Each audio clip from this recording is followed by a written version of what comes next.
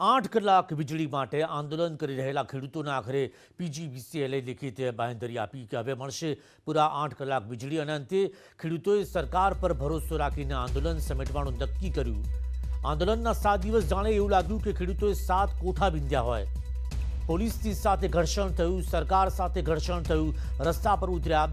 ધોમ ધકતા તાપ વચ્ચે સુકાતા મોલની તરસ छिपावा ખેડૂતોએ આંદોલનનું શસ્ત્ર ઉગામ્યું અને આમ 8 કલાક વીજળી મેળવવાનો ખેડૂતોનો જે અધિકાર તો છે, પરંતુ તેમાં પણ કાપ આપતા જગતનો તાત રસ્તા પર ઉતરી આવ્યો અને યુજીવીસીએલે બાંહેધરી તો આપી, પણ હવે આ વીજળી તેમના ખેતરો સુધી પહોંચે ત્યારે ખરું, નહીંતર ખેડૂતોએ સરકારને ચેતવણી આપી દીધી કે જો વીજળી નહીં આવે તો આંદોલન યથાવત રહેશે।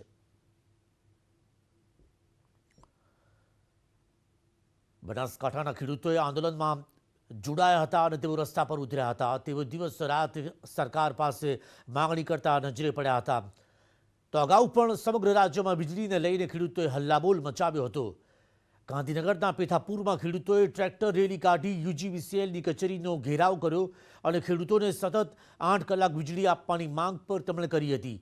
ઉત્તરથી લઈ દક્ષિણ અને સૌરાષ્ટ્રમાં વીજળીના અભાવે ખેડૂતોના પાક પર જોખમ હતું।